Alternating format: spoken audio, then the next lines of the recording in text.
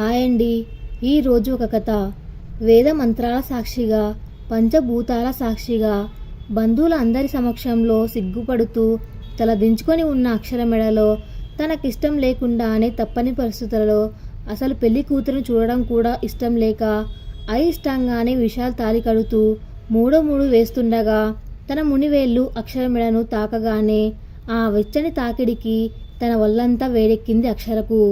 ఇష్టం లేకపోయినా విశాల్కి కూడా ఆ అనుభూతి కొత్తగా మాయలా అనిపించింది. అలా ఆలోచిస్తూనే మిగిలిన తంతులన్నీ పూర్తి చేశారు ఇద్దరు. కానీ ఒకరినొకరు చూసుకోలేదు. ఇష్టం లేక విశాల్ అక్షరను చూడలేదు. భయంతో సిగ్గుతో అక్షర విశాల్ని చూడలేదు. తర్వాత అప్పగింతలు పూర్తి చేసుకొని విశాల్తో కారులో కూర్చొని అత్తవారింటికి బయలుదేరింది అక్షర. కానీ విశాల్ మాత్రం అసలు కారులో కూర్చున్న తన భార్య వైపు చూడడానికి కూడా ఇష్టపడలేదు. తన పక్కనే కూర్చున్న అక్షర మాత్రం భయంగా చేతివేళ్లు నలుముతూ కంగారు పడుతుంది. అలా చేస్తున్నప్పుడు తన గాజుల చప్పుడికి అక్షర చేతుల వైపు తిరిగాడు విశాల్. ఆ చేతులు మెహందీతో ఎంతో అందంగా నిండుగా గాజులతో, చేతివేళ్లు సన్నగా కషార తన చేతివేళ్లను నలపడం వల్ల చేతులు కమిలిపోయి ఉన్నాయి. దేవుడు టైం తీసుకొని చేతులను కూడా అందంగా చెక్కినట్లు ఎంతో అందంగా. ఒక్కసారైనా ఆ చేతులని తన చేతులతో బంధించాలి అనిపించింది విశాల్కి. ఇలా ఆలోచిస్తూ ఉండగానే సడన్గా ఆ కారు ఆగింది. వెంటనే విశాల్ స్పృహలోకి వచ్చాడు. తేరుకున్న వెంటనే నేనేంటి ఇలా ఆలోచిస్తున్నాను, తప్పు కాదా అనుకుంటూ కారు దిగి వెళ్ళి గుమ్మంలో నిలిచి ఉన్నారు. ఇంతలో గుమ్మానికి అడ్డంగా వచ్చి నిలుచుంది వందన. తనను చూసి, తన చేతిలో ఉన్న హారతి పళ్ళను చూసి ఇదిక ఇప్పుడు వదలదు అనుకుంటూ గొనుక్కున్నాడు విశాల్. వందన, ఏంట్రా అన్నయ్య ఏదో అంటున్నావు? విశాల్, లేదే, నువ్వెప్పుడు వచ్చావని ఆలోచిస్తున్నా. వందన, అసలు నీకు నన్ను చూసే అంత ఖాళీ కూడా ఉందా? మీ ఆవిడని చూసుకోవడమే సరిపోయింది నీకు. విశాల్, అవునవును అదే అనుకుంటున్నా అంటూ గొనుక్కుని చిన్నగా నవ్వాడు. వందన, సరే కానీ అన్నయ్య వదిన ఇద్దరు పేర్లు చెప్పి లోపలికి రండి. అదేంటే పిచ్చిదానా, నీకు తెలీదా? దానికోసం ఇక్కడే అపయ్యాలా ఏంటి అంటూ తల మీద ఒకటిచ్చాడు. వందన, అబ్బా అన్నయ్య ఇది ఆచారం రా, తెలిసి కూడా యాక్ట్ చేయకు, త్వరగా చెప్పు, అసలే చాలా టైట్గా ఉంది, ప్లీజ్ అన్నయ్య. విశాల్ మాత్రం ఏం మాట్లాడకుండా అలానే ఉన్నాడు. ఎప్పటికీ చెప్పకపోతూ ఉండడం చూసిన వందన, వదిన ప్లీజ్ నువ్వైనా చెప్పు, సిగ్గుపడుతూ నేను విశాల్ కృష్ణ గారు వచ్చాం. ఆ మాట వినగానే చెవులకు ఎంతో వినసంపుగా అనిపించింది విశాల్కి. మొదటిసారి తన పేరు వింటుంటే తనకే కొత్తగా అనిపించింది. అంతే, వెంటనే అక్షర వైపు తిరిగాడు. పెళ్లి పట్టు చీరతో, ఒళ్ళంతా నగలతో, తలపై జీలకర్ర బెల్లం, నుదుటిపై బాసింగం, పాపిట్లో సింధూరం, కళ్యాణ తిలకం, బుగ్గకు దిష్టిచుక్క, మెడలో పచ్చగా తను కట్టిన పసుపు తాడు, నల్ల పూసలు, చేతుల నిండా గోరంటాకు గాజులు, కాళ్లకు పారాని మెట్టలు. ఇదంతా కాదు అన్నట్టు పాల సముద్రంలో మునిగి పైకి తేలినట్టు తెల్లని కాంతిలా మెరిసే శరీరం, తామరాకుల లాంటి కళ్ళు, అందమైన ముక్కు, గులాబీ రేకుల లాంటి పెదాలు, దానికి తగ్గట్టు ఎంతో అందమైన నవ్వు. ఆ నవ్వు కోసం ఏమైనా చేయొచ్చు అనిపించేలా ఉంది. ఆ మొహం చందమామలా మెరిసిపోతుంది. ఎంతసేపైనా అలానే చూస్తూ గడిపేయచ్చు అనిపించేలా ఉంది. తను సిగ్గుపడడం కూడా ఎంతో ముద్దుగా ఉంది. ఇదంతా అలానే చూస్తూ ఉండిపోయాడు విశాల్. ఇంతలో వందన విశాల్ భుజాన్ని తడుతూ, ఒరే అన్నయ్య ప్లీజ్ రా, వదిలిన చూసింది చాలు, త్వరగా పేరు చెప్పు. విశాల్ వెంటనే తేరుకొని తనని తాను తమాయించుకొని, నేనేంటి ఇలా అయిపోయాను, ఎంత అందంగా ఉంటే మాత్రం ఇలా అయిపోవాలా ఏంటి అని అనుకుంటూ, విశాల్ నేను అక్షర వచ్చాం.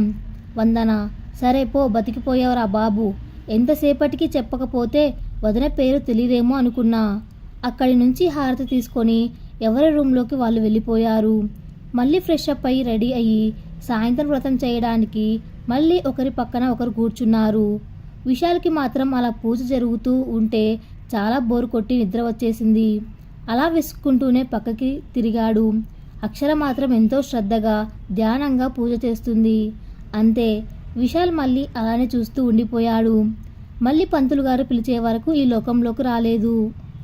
వ్రతం పూర్తి చేసుకొని మళ్ళీ ఎవరి రూమ్లోకి వాళ్ళు వెళ్ళిపోయారు. కాసేపటికి వందన ఇంకొంతమంది ఆడవాళ్ళు అక్షరను తయారు చేసి పాల గ్లాస్ చేతికి ఇచ్చి రూమ్లోకి పంపించి తలుపు వేశారు. గది అంతా చీకటిగా ఉంది. అన్ని రకాల పువ్వులు కలిపి వాసనతో మత్తు ఎక్కిస్తున్నాయి. అక్షరకి ఏం చేయాలో అర్థం కాక అలానే నిల్చుని ఉంది. సడన్గా లైట్ ఆన్ అవ్వడంతో ఎదురుగా చూసింది. అక్కడ బెడ్పై కూర్చొని పువ్వులను నలుపుతూ మొహం విసుగ్గా పెట్టుకొని ఎంతో అందంగా పట్టుపంచ పైజామాతో నిండు చంద్రుల్లాంటి మొహం, అందమైన కళ్ళు, ముక్కు, పెదాలు, నుదుటిపై కళ్యాణ తిలకం, బుగ్గపై చుక్క, బుగ్గలు మాత్రం వెంటనే ముద్దు పెట్టుకోవాలి అనిపించేటట్టు స్టైలిష్గా గడ్డంతో బుగ్గ చొట్ట పడుతూ ఉన్నాయి. అలా విశాల్ని చూస్తూనే మంత్రముగ్ధురాలు అయి అక్కడే నిలబడి చూస్తుంది అక్షర. తనని గమనించిన విశాల్, వచ్చారా, రండి, మీకోసమే ఎదురు చూస్తున్నా, వచ్చి కూర్చోండి అన్నాడు. ఆ మాటలకు తేరుకొని సిగ్గుపడుతూ వెళ్ళి విశాల్కి కొంచెం దూరంగా పక్కన కూర్చుంది. విశాల్ వెంటనే తన చేతుల్లో ఉన్న పాల గ్లాస్ తీసుకొని పక్కన పెట్టి, అక్షర గారు, నాకు ఈ పెళ్ళి ఇష్టం లేదు. నేను వేరే అమ్మాయిని ప్రేమించాను. అసలు నా ప్రమేయం లేకుండా పెళ్లి ఫిక్స్ చేసి నేను బిజినెస్ ట్రిప్ నుంచి ఇంటికి తిరిగి వచ్చేసరికి వెంటనే పెళ్లి చేశారు. ఇంట్లో వాళ్ళు ఎవరు నేను చెప్పేది వినే ప్రయత్నం కూడా చేయలేదు అసలు అంటూ బాధగా చెప్పాడు. ఇదంతా వింటూ ఉండగానే అక్షరకు తన గుండె బద్దలైనట్టు, ఎవరో తన గుండెను చిత్రవద చేస్తున్నట్టు ఒక్క క్షణం నరకంలా అనిపించింది. అంతే, వెంటనే కళ్ళ నిండా నీళ్లు అలుముకున్నాయి. ఇది గమనించిన విశాల్కి తనేదో తప్పు చేస్తున్నట్టు, అక్షరని అలా చూడగానే గుండెల్లో ఒకేసారి 1000 బాణాలు గుచ్చుకున్నట్టు అనిపించింది. అక్షరాల ఏడవడం ఎందుకో విశాల్కి అస్సలు నచ్చలేదు. వెంటనే అక్షర కుడి చెయ్యి తన చేతిలోకి తీసుకొని, సారీ అక్షర గారు, నన్ను క్షమించండి. మనసులో ఒక అమ్మాయిని పెట్టుకొని మీకు దగ్గరై ఇద్దరికీ అన్యాయం చెయ్యలేను. మీరు అలా ఏడవకండి. అసలు స్వప్న ఎక్కడుందో ఏమైందో తెలుసుంటే ఈ పెళ్లి జరగకముందే ఇక్కడి నుంచి నేను వెళ్ళిపోయేవాడిని. మీకు ఇంత బాధగా ఉండేది కాదు అంటూ అక్షర కళ్ళు తన చేతి వేళ్లతో తుడుస్తూ, అక్షర కళ్ళు ఎర్ర చింత నిప్పులా అవ్వడం చూసి విశాల్ మనసు చాలా భారంగా అయిపోయింది. వెంటనే తనని గుండెకు హత్తుకొని ఓదార్చాలి అనిపించింది. తల దించుకున్న అక్షర చుట్టూ చెయ్యి వేయబోయాడు.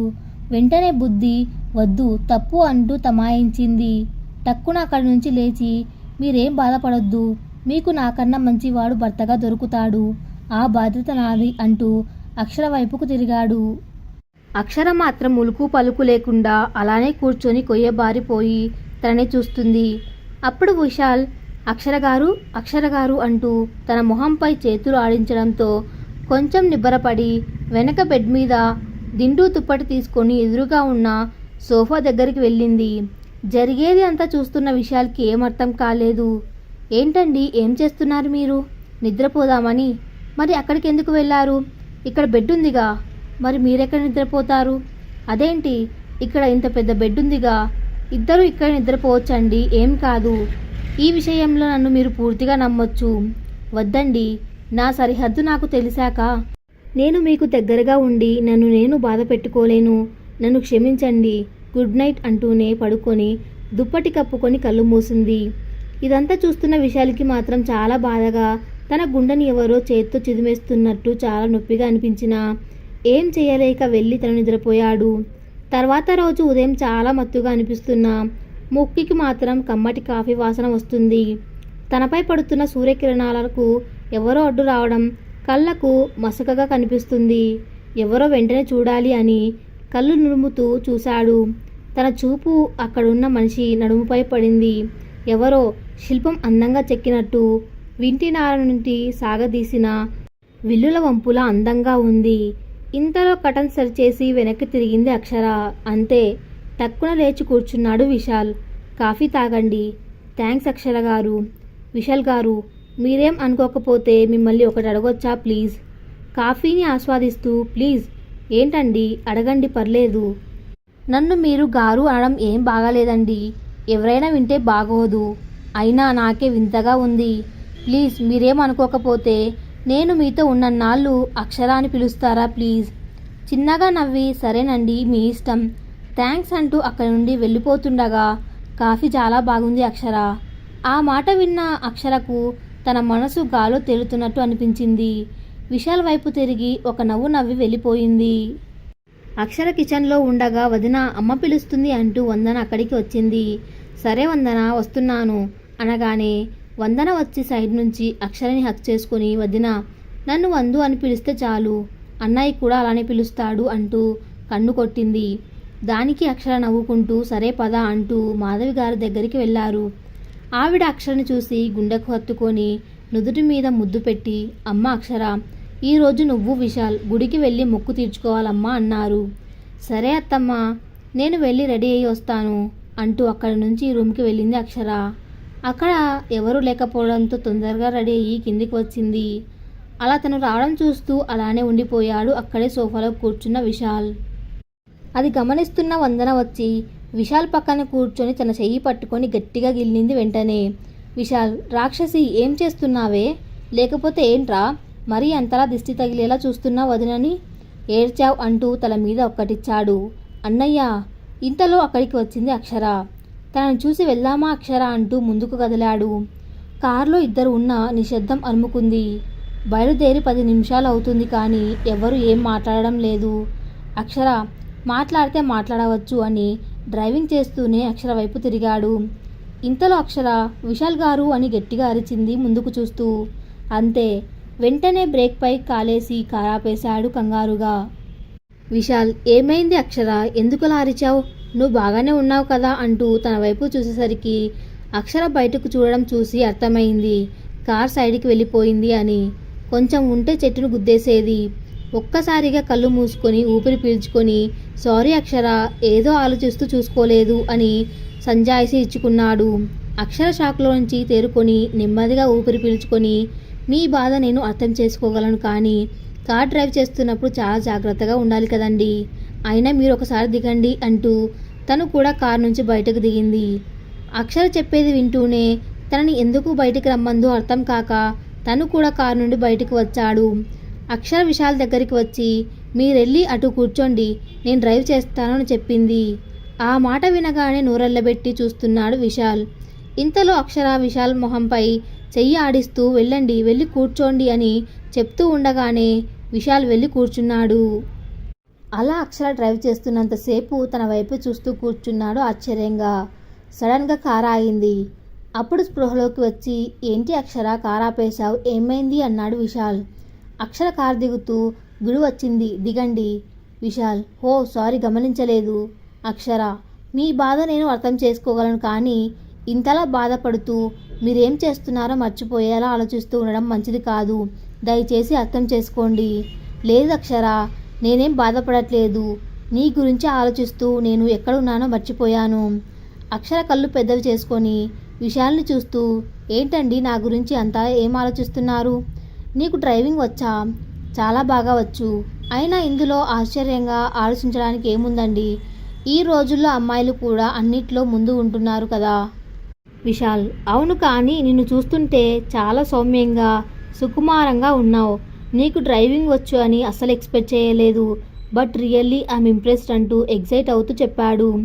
అక్షర సంతోషపడుతూ సరే పదండి, అసలే బ్రేక్ఫాస్ట్ చేయలేదు, లేట్ చేస్తే మళ్ళీ ఆకలికి ఉండలేరు పదండి.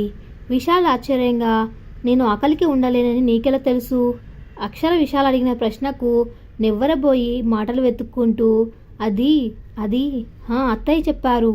ఓ అవునా, సరే పద అంటూ ఇద్దరు వెళ్ళి మొక్కు తీర్చుకొని తిరిగి ఇంటికి వచ్చారు. వచ్చిన వెంటనే విశాల్ మాత్రం బ్రేక్ఫాస్ట్ కానిచ్చాడు. తింటూనే అమ్మ ఈరోజు టిఫిన్ చాలా బాగుంది అంటూ లొట్టలు వేసుకుంటూ తిన్నాడు. అప్పుడే కిచెన్ నుంచి బయటకు వచ్చిన అక్షర అది విని చాలా సంబరపడింది. దానికి మాధవి గారు నేను లేచేలోపు నాకన్నా ముందే లేచి పూజ చేసి ఇవన్నీ అక్షర చేసిందిరా, నిజంగా ఈ రోజుల్లో కూడా ఇలాంటి ఆడపిల్లలు దొరకడం అరుదు, తను ఈ ఇంటి కోడలు అవ్వడం మన అదృష్టం అంటూ సంతోషంగా చెప్పారు. ఆ మాట విశాల్కి ఎందుకో చాలా బాగా నచ్చింది, గుండెకు తాకింది, ఎంతో హాయిగా అనిపించింది.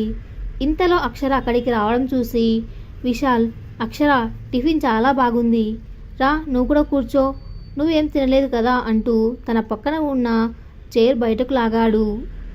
అక్షర, లేదండి నేను ఈరోజు ఉపవాసం, ఈవినింగ్ వరకు ఏం తినను, మీరు తినండి అంటూ విశాల్కి వడ్డించింది. వాట్, మరి గుడి చుట్టూ అన్ని ప్రదక్షిణాలు ఎందుకు చేశావు? అయినా ఈవినింగ్ వరకు నువ్వు ఉండలేవు అక్షర. ప్లీజ్ నా మాట విను, కొంచెం తిను. అక్షర మురిసిపోతూ నాకేం కాదు, మీరు టెన్షన్ పడకండి. ఇదంతా నా మొక్కులో భాగం. ఇది నేను తప్పకుండా పూర్తి చేయాలి. విశాల్, అంత పెద్దగా ఏం మొక్కున్నావు అక్షర? అక్షర, దేవుడిని ఒకటి ఇమ్మని 5 ఏండ్లుగా అడుగుతున్నా. అది ఇప్పటికీ నా సొంతం చేశాడు ఆ దేవుడు. మరి అలాంటప్పుడు ఆయనకి మాటిచ్చిన మొక్కు కూడా తీర్చాలి కదండి. విశాల్, నీ ఇష్టం కాని జాగ్రత్త అంటూనే ఎందుకో అక్షరపై అదో రకమైన అభిమానం, ఇష్టం, జాగ్రత్త ఏర్పడింది. అలా రోజంతా గడిచిపోయి మళ్ళీ డైనింగ్ టేబుల్ దగ్గర కనిపించింది అక్షర విశాల్కి. అప్పుడు కూడా అందరికీ వడ్డిస్తుంది కానీ తను తినట్లేదు. దాంతో విశాల్ కొంచెం గట్టిగా, అక్షర, అందరం ఇక్కడే ఉన్నాం కదా, నువ్వు కూర్చో, అసలే పొద్దుటి నుంచి ఏం తినలేదు అన్నాడు. వెంటనే మాధవి గారు, విశాల్ నాన్నగారైన భాస్కర్ గారు, అవునమ్మా రా కూర్చో అంటూ ఉన్నారు. దానికి అక్షర సరే అంటూ అక్కడే విశాల్ పక్కన కూర్చొని తినడం స్టార్ట్ చేసింది. ప్లేట్లో పెట్టుకునేది కొంచెం అయినా తను తినే విధానం చాలా బాగా నచ్చింది విశాల్కి. ఒక్క మెతుకు కూడా వదలకుండా అందంగా తింటుంది. లాస్ట్లో పెట్టుకున్న ముందుగానే తిని లేచింది. విశాల్ మాత్రం తననే చూస్తూ తినడం మర్చిపోయాడు. ఇది గమనించిన వందన టేబుల్ కింద నుంచి విశాల్ కాలిని ఒక్క తొక్కు తొక్కింది. బాధతో అరవబోతున్న విశాల్ వైపు చూసి ష్ అంటూ నోటికి అడ్డంగా చేయి పెట్టి తిను అని చేత్తో సైగ చేసింది వందన. వెంటనే విశాల్కి తన చేసిన పని అర్థమై సైలెంట్ అయిపోయాడు. ఏం మాట్లాడకుండా తినేసి వెళ్ళిపోయాడు. విశాల్ తన రూమ్కి వెళ్ళేసరికి అక్షర కారిడార్లో నిల్చొని పైకి చూస్తుంది. అలా చూస్తూనే వచ్చి అక్షర పక్కనే నిల్చొని, ఏంటి అక్షర, అమ్మ నాన్న గుర్తొచ్చారా, అలా బాధగా ఉన్నావు? తన ఆలోచన నుంచి బయటపడి, లేదండి ఏం లేదు అంటూ తిరిగి రూమ్లోకి వెళ్తూ తన కంటి నుండి ఒక కన్నీటి చుక్క పక్కనే ఉన్న విశాల్ చేతి మీద పడింది. ఆ కన్నీటి బిందువు విశాల్ని తాకేసరికి ఒళ్ళంతా వెచ్చగా అనిపించింది. ఒకేసారి మనసంతా పిండేసినట్టు చాలా బాధగా అనిపించింది. ఎందుకో అక్షర బాధపడుతుంది అని అర్థమైంది విశాల్కి. తను కూడా తిరిగి రూమ్లోకి వచ్చేసరికి అక్షర సోఫాలో నిద్రపోయింది. నిద్రపోతున్న అక్షరను చూస్తే ఎంతో అందంగా, పసిపాపలా చాలా ముద్దుగా, ఆ ముఖంలో ఎలాంటి కల్ముషం లేకుండా అనిపించింది విశాల్ మనసుకి. అక్కడి నుంచి అలా చూస్తూనే వెళ్ళి తను కూడా నిద్రపోయాడు. అలా రోజులు గడుస్తున్నాయి. విశాల్కి మాత్రం అక్షర మీద గౌరవం, అభిమానం, ఇష్టం ఏర్పడ్డాయి. ఈ ఫీలింగ్ ఏంటో తనకి కూడా అర్థం కావట్లేదు. అక్షర కూడా ఇంట్లో అందరితో బాగా కలిసిపోయింది. ఇంట్లో అన్ని పనులు తానే చేస్తుంది. అందరూ తనకి బాగా అలవాటు పడిపోయారు. ఇక విశాల్ అయితే అక్షర పుట్టింటికి వెళ్ళిన సాయంత్రానికి తిరిగి తీసుకొచ్చేసేవాడు. అలా ఒకరోజు అక్షరని తీసుకొని ఒక రెస్టారెంట్కి లంచ్కి వెళ్ళాడు విశాల్. ఫుడ్ ఆర్డర్ చేసి ఎదురు చూస్తున్న విశాల్ కళ్ళు సడన్గా ఎరుపెక్కాయి. పిడికిలి బిగించాడు. నరాలు పొంగుతున్నాయి. ఇదంతా గమనించిన అక్షర కంగారు పడుతూ, ఏవైందండి, ఎందుకు అలా అయిపోతున్నారు అంటూ కంగారుగా విశాల్ చూస్తున్న వైపు చూసింది. అంతే, విషయం అర్థమైంది అక్షరకి. వెంటనే విశాల్ ఉన్న చోటు నుంచి ఒక్కసారిగా పైకి లేచి అక్షర చేయి పట్టుకొని ఇంటికి తీసుకెళ్ళిపోయాడు. తన రూమ్లో బెడ్పై కూర్చొని నిప్పు కణం లాంటి కళ్ళతో కన్నీరుని బయటకు రానివ్వకుండా 2 చేతులు పిలికిలి బిగించి అలాగే కూర్చొని ఉన్నాడు. ఇదంతా డోర్ దగ్గర నిల్చొని చూస్తున్న అక్షర విశాల్ దగ్గరికి వచ్చి తన పక్కన కూర్చొని, బాధను దాచుకుంటే తగ్గదండి, మీకు నేను ఉన్నాను, మొత్తం బాధ భారం మీ గుండెల్లో నుంచి దిగే వరకు ఏడ్చేయండి అని పూర్తి చేయకముందే అక్షరని గట్టిగా హత్తుకొని తన గుండెల్లో నుంచి భారం దిగే వరకు ఏడ్చి వెంటనే అక్షర ఒళ్ళో తల పెట్టుకు పడుకొని అక్షర చేతిని తీసుకొని విశాల్ తలపై పెట్టుకుంటూ, ఇంతగా నమ్మాను అక్షర, అసలు స్వప్న ఎవరితో ఉన్నా ఎప్పుడు అనుమానించాలి అనే ఆలోచన రాలేదు. అలాంటిది అందరి ముందు ఎవరికో ముద్దు పెట్టడం చూస్తేనే తట్టుకోలేకపోయాను. అలాంటి తన గురించి ఆలోచిస్తూ నేను నా లైఫ్ను స్పాయిల్ చేసుకున్నాను. విశాల్ని తన ఒడిలో నుంచి పైకి లేపి కళ్ళు తుడిచి, ఇప్పుడే వస్తాను, ఇక్కడే ఉండండి అంటూ బయటకు వెళ్ళింది అక్షర. విశాల్కి మాత్రం ఏమర్థం కాలేదు. అలానే చూస్తూ ఉండగా అక్షర ఒక ట్రేతో రూమ్లోకి వచ్చింది. ఆ ట్రేలో ఒక ప్లేట్లో భోజనం, ఇంకా ఒక గ్లాస్ వాటర్ ఉన్నాయి. విశాల్ పక్కన కూర్చొని ప్లేట్ చేతిలోకి తీసుకొని విశాల్కి తినిపించడం స్టార్ట్ చేసింది అక్షర. అలా తను తినిపించేసరికి ఇప్పటిదాకా జరిగిన విషయం మర్చిపోయి ఎంతో సంతోషంతో తిన్నాడు విశాల్. తినిపించడం అయిపోయాక చేతులు కడుక్కొని వచ్చి మళ్ళీ పక్కనే కూర్చుంది అక్షర. అక్షర విశాల్ని చూస్తూ, మీకు ఇప్పటి వరకు తెలియని ఒక విషయం చెప్పాలి. విశాల్ ఆశ్చర్యంగా, ఏంటి అక్షర? అక్షర, నేను ఒక అబ్బాయిని ప్రేమించాను. ఎంతగా అంటే తన కోసం జీవితాంతం ఎదురు చూసేంతగా, తన కోసమే నా గుండె కొట్టుకుంటుందేమో అనేంతలా, తను లేకపోతే ఇక్కడ నేను లేనేమో అనేంతలా. విశాల్ షాక్తో, వాట్? అక్షర, నేను తనని ఫస్ట్ టైం కాలేజ్లో ఎవరినో ర్యాగింగ్ చేస్తున్నా వాళ్ళ ఫ్రెండ్స్ని వద్దు అని వారించడం చూశాను. అంతే, చూసిన వెంటనే తెగ నచ్చేశాడు. ఎందుకు అనేది నాకు కూడా అర్థం కాలేదు. అలా తనపై ఇష్టం ప్రేమగా మారింది. తన వెనకే తనకు తెలియకుండా పిచ్చిదానిలా తను ఎక్కడికి వెళితే అక్కడికి తిరిగేదాన్ని. తనని ఇష్టంగా చూస్తూ ఉండిపోయేదాన్ని. అలా తన చదువు పూర్తి చేసుకొని వాళ్ళ నాన్నగారి కంపెనీ చూసుకోవడం మొదలుపెట్టాడు. నేను మాత్రం రోజు ఒక గండంలా గడుపుతూ రోజులు వెళ్లదీస్తున్నా. ఎందుకంటే తను నా సీనియర్. చాలా కష్టపడి నా చదువు పూర్తి చేసి తన కంపెనీలోనే మార్కెటింగ్ హెడ్గా జాబ్ సంపాదించాను. నేను జాబ్ చేయడం మా డాడీకి ఇష్టం లేదు. ఆయన కంపెనీలు నేను చూసుకోవాలి అన్నదే ఆయన కోరిక. డాడీని ఎంతో బ్రతిమలాడి ఒప్పించి జాబ్లో జాయిన్ అయ్యాను. నేను ఒక దాన్ని జాయిన్ అయినట్టు కూడా ఆ మహానుభావుడికి తెలియదు. ఎప్పుడు తన పనిలో తాను చాలా బిజీగా ఉండేవాడు. ఎప్పటికప్పుడు తనతో నా మనసులో మాట చెప్దామని చెప్పలేక ఎదురు చూసేదాన్ని. కానీ సడన్గా డాడీ నా పెళ్లి ఫిక్స్ చేశారు అని చెప్పారు. డాడీకి ఎదురు ఏం మాట్లాడలేకపోయాను. అటు ప్రేమని వదులుకోలేక ఇటు డాడీకి ఎదురు చెప్పలేక నరకం చూశాను అంటూ విశాల్ మొహం వైపు చూసేసరికి తన కంట్లో నుంచి నీళ్లు రావడం గమనించింది. అక్షర విశాల్ భుజంపై చేయి వేసి తనని కదుపుతూ, ఏమైంది అలా ఉండిపోయారు? అయినా మీరెందుకు ఏడుస్తున్నారు? విశాల్ తేరుకొని, సారీ అక్షర, అయినా మనసులో ఇంత ప్రేమ పెట్టుకొని తనతో ఎందుకు చెప్పలేదు? కొంచెం ధైర్యం చేసి చెప్పింటే ఈ పాటికి మీ పెళ్ళయి ఇద్దరు ఎంతో సంతోషంగా ఉండేవారు కదా అంటూ గుండెను పిండేస్తున్న బాధతో పైకి నవ్వుతూ అన్నాడు. అక్షర, ఇప్పటికీ చెప్పింది అర్థం కాలేదు ఆ బుద్ధావతారానికి. ఇక ముందు చెప్పినా ఏమర్థమవుతుందిలేండి అంటూనే పైకి లేచి బయటికి వెళ్ళడానికి అటు తిరిగింది. విశాల్ అక్షర అన్న మాటకి ఒక్కసారిగా స్తంభించి తన కళ్ళ ముందు అక్షర చెప్పిన మాటలన్నీ ఒక్కసారిగా వచ్చి ఆడాయి. అంతే, వెంటనే బయటికి వెళ్తున్న అక్షరను వెనక నుంచి అమాంతం హత్తుకున్నాడు. అక్షర మాత్రం కొయ్యబారిపోయి ఒక్కసారిగా ఏం జరుగుతుందో అర్థం కాలేదు. విశాల్ వెనక నుంచి అక్షర భుజంపై గడ్డం పెట్టి, ఇంతకాలం ఈ ప్రేమ ఎక్కడ దాచుకున్నావే? నాకు తెలియకుండానే నన్ను ఇంతగా ప్రేమించావా? నా కోసం ఇంతగా ఎదురు చూసావా అంటూ అక్షర భుజంపై ముద్దు పెట్టి తన వైపుకు తిప్పుకొని, ఇన్ని రోజులు నీ కళ్ళల్లో కనిపించే ప్రేమను నేను అర్థం చేసుకోలేకపోయాను. ఏదో భర్తను కాబట్టి నా పట్ల అలా ఉన్నావు అనుకున్నాను, కానీ నన్ను ఇంతలా ప్రేమిస్తున్నావు అని తెలుసుకోలేకపోయాను. స్వప్న వేరే ఎవరితోనో ఉంది అని తెలిసాక నా మనసు ఎంత బాధపడిందో అంతకు 1000 రెట్లు. ఒక 2 నిమిషాలు నా గుండె ఎవరో చేత్తో చిదిమేస్తున్నట్లు నరకంలా అనిపించింది. నువ్వు ఎవరినో ప్రేమిస్తున్నా అని చెప్పిన ఒక క్షణం వెంటనే అది నన్నే అని అర్థమైనప్పుడు అప్పుడే రెక్కలొచ్చిన పక్షిలా గాల్లో తేలిపోయాను. నన్ను క్షమించు బంగారం, నా మనసులో ఉన్నది నువ్వేనని తెలుసుకోవడానికి నాకు ఇంత టైం పట్టింది. ఈ మాటలు వింటున్న అక్షర గుండె బరువెక్కింది. వెంటనే విశాల్ని గట్టిగా హత్తుకొని తన గుండెల్లో భారం దిగేంత వరకు ఏడ్చి విశాల్ని ఇంకొంచెం దగ్గరకు గట్టిగా హత్తుకొని, నన్నెప్పుడు విడిచిపెట్టరు కదా అని అడిగింది అక్షర. వెంటనే విశాల్ అక్షర మొహాన్ని తన 2 చేతుల్లోకి తీసుకొని, ఎప్పటికీ విడిచిపెట్టాను అంటూనే అక్షర పెదాలను తన పెదాలతో అందుకొని వాటిపై తనదైన సంతకం చేశాడు.